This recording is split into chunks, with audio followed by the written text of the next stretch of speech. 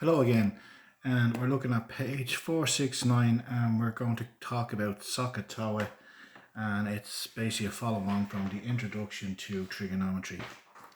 So at this stage you should have read the first 5 or 6 pages as a general introduction to the topic, okay?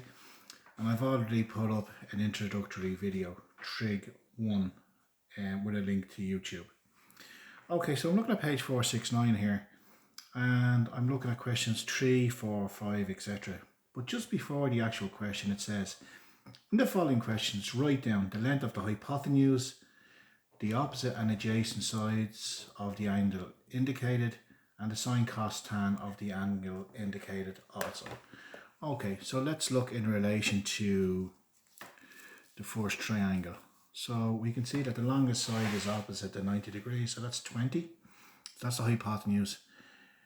The side which is opposite, so the x is up in the top left corner. So the side opposite is 12, okay?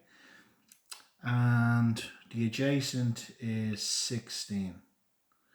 So the side opposite to x is 12. And that's key. Once you identify what angle we're talking about and what side is opposite, the adjacent is then obvious by process of elimination. So you identify hypotenuse, the side which is opposite to the angle in question, and then the adjacent is obvious.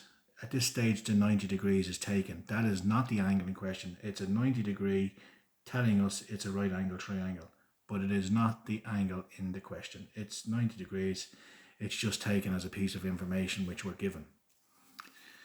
Okay, so SOHCAHTOA tells us that the sine is equal to opposite over hypotenuse. The adjacent is over the hypotenuse is cosine. And for tan, it's opposite over adjacent. So SOHCAHTOA. So for question 3, how does that work? Well, we have the hypotenuse is 20 and the opposite is 12. So sine is going to be 12 over 20. Cosine is 16 over 20.